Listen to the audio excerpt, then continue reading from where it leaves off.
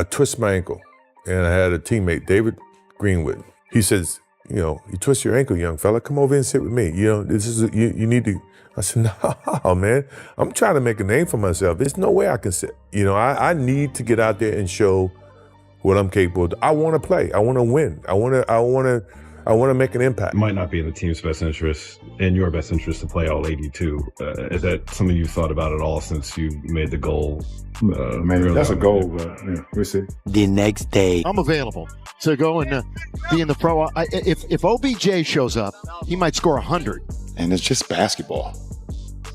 At the end of the day, it's just basketball. Michael Jordan just crushed LeBron James' entire legacy with one cold sentence. When you hear what he said, you'll understand it wasn't just shade, it was a straight-up demolition of everything LeBron's built his image on. Jordan sat down with NBC, looked right into the camera, and dropped a line so sharp it sliced through every ego in the NBA. He talked about fans who sacrificed their savings just to watch one game, about the difference between chasing greatness and chasing a paycheck. And the craziest part? This wasn't a random chat. This was Michael Jordan breaking years of silence to send a message. While LeBron's been resting, pacing himself, and calling basketball just a game, Jordan reminded everyone what real greatness looks like. So if the guys are coming to watch me play, I don't want to miss that opportunity. Now, physically, if I can't do it, then I can't do it.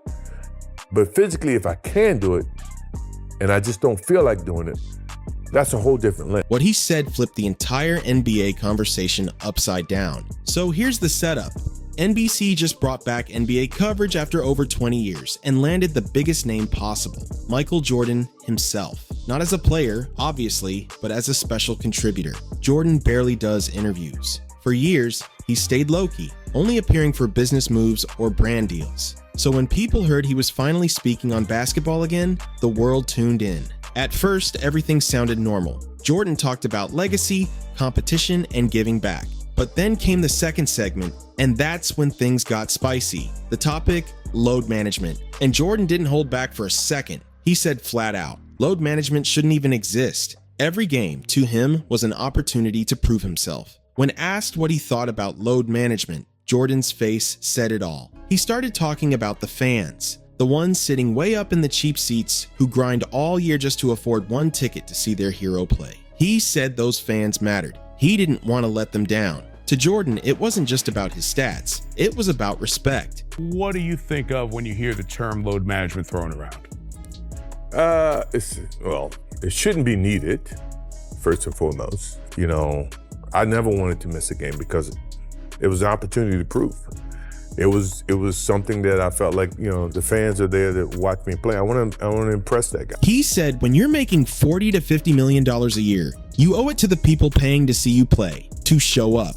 If you're healthy enough to compete, you play. No excuses, no off days, no rest management. You lace up and go to war. Now, Jordan didn't drop names. He didn't say LeBron, Kawhi, or Embiid. But everyone watching knew exactly who he meant. Because today's NBA culture, where superstars sit out back-to-backs and call it smart, started with LeBron James. Jordan just burned that entire culture down with a few calm sentences about the people in the 300-level seats. Social media blew up instantly. LeBron's fans tried to defend him, pointing out that he's played tons of games in his career. But the numbers don't lie. Jordan played in 93% of his possible games, including 2 injury seasons. LeBron, 88%, and here's the mic drop. Jordan played all 82 games 9 different times. 9 full seasons without missing a single game. LeBron's done that once in 23 years. The fans are there to watch me play. I want to impress that guy way up on top who probably worked his ass off to get a ticket or to get money to buy the ticket. You really cared about the guy who sat in the top deck at the Palace in Auburn Hills to watch you when you came to Detroit? Yeah, because I know he's probably yelling at me. I want to shut him. To get why this hits so hard, you've got to understand their worlds. Jordan and LeBron don't just come from different eras. They come from different mindsets. Jordan's era was built on toughness, real, physical basketball. The 80s and 90s were brutal. The Detroit Bad Boys could literally knock you out mid-play and it was still called basketball. Jordan got hammered every night and never quit. If his ankle hurt, he taped it up and played anyway. Remember the legendary flu game? 1997 Finals, Game 5. Jordan woke up sick out of his mind. Food poisoning, maybe worse. He could barely stand. Most players would have stayed home, but Jordan showed up and dropped 38 points. He carried Chicago to a win that put them one game from the championship, then collapsed into Scottie Pippen's arms after the final buzzer. That's the kind of mentality he's talking about. And it wasn't just MJ, Kobe Bryant lived by that same code. Kobe didn't want to disappoint his fans, especially the ones in the 300 sections that saved up to watch him play. I remember asking him why he couldn't just sit a game out because he was hurting. He said, "What about the fans that saved up to watch me play just once?"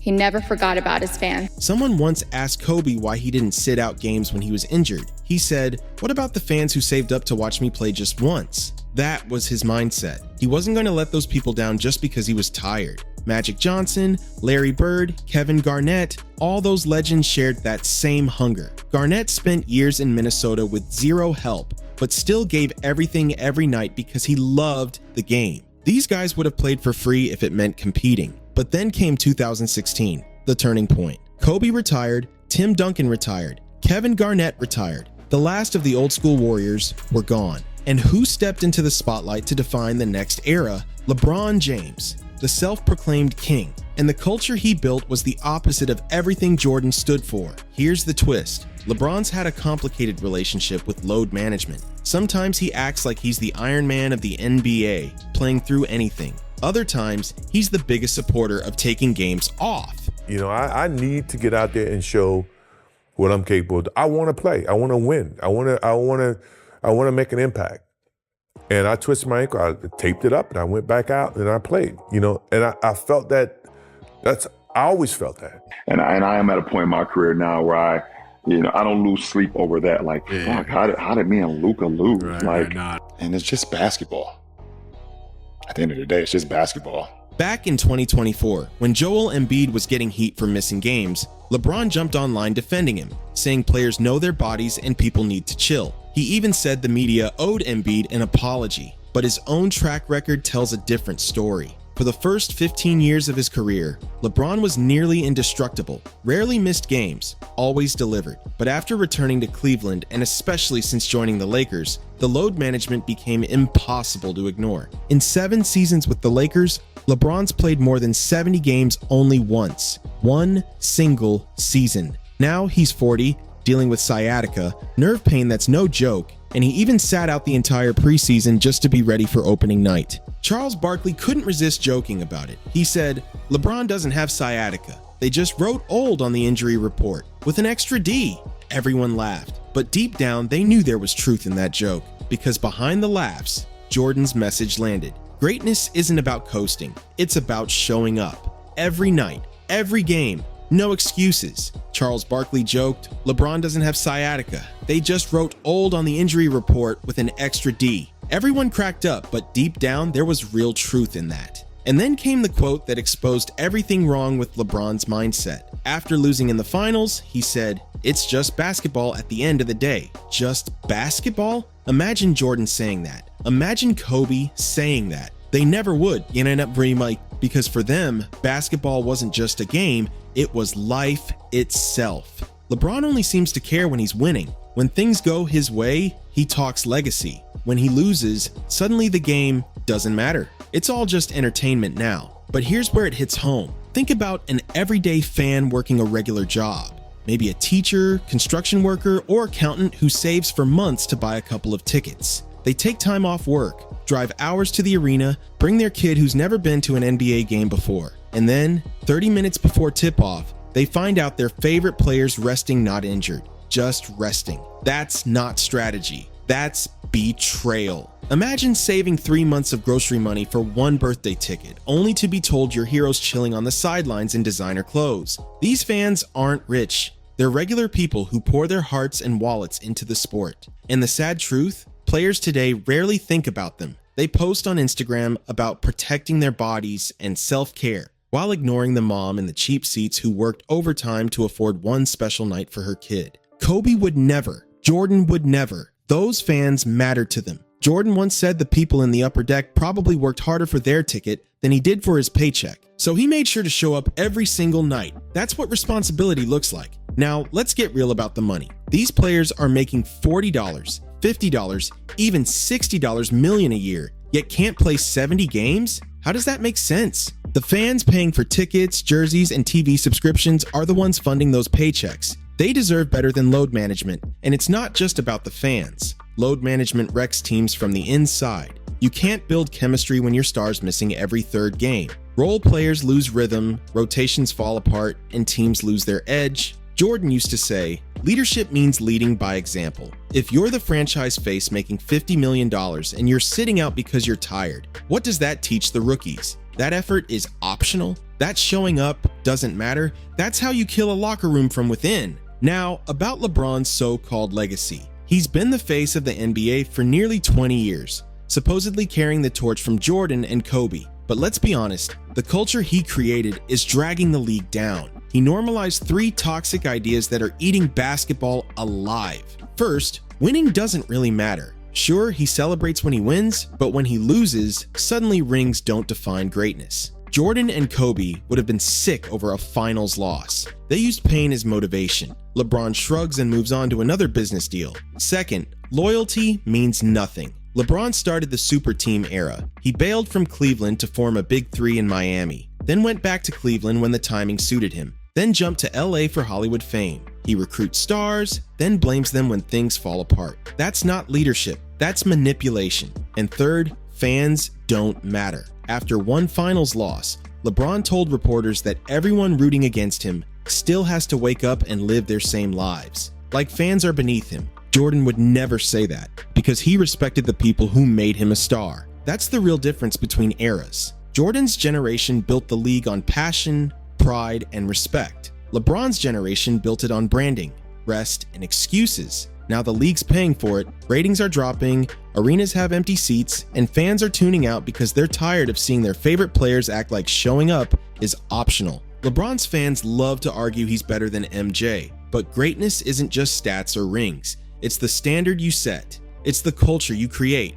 Jordan set a bar where effort mattered, where the fans mattered, where every night mattered. LeBron's bar, protect your brand, save your energy, cash your check. Those are 2 totally different legacies. So, can Michael Jordan save the NBA? Can these NBC interviews really wake players up? Honestly, probably not. The damage is already done. LeBron, Kawhi, Harden, they've built their image around this new culture of rest and self-preservation. The old school hunger's gone. The question isn't whether Jordan can save the league, it's whether anyone in this generation even wants to. They're not changing now, but Jordan might just save the next generation. The young stars coming up, Victor Wembanyama, Cooper Flagg, all those future top picks, they're watching this unfold. They're listening, and when Michael Jordan talks, the entire basketball world stops and pays attention. Jordan's not aiming his message at the current players. He knows they're set in their ways. He's speaking for the future, planting seeds for what basketball should be again. He's reminding everyone that greatness isn't about brand deals or highlight reels. It's about legacy, loyalty, and love for the game. Maybe, just maybe, one of these young guns will take that message to heart and carry that old school torch forward.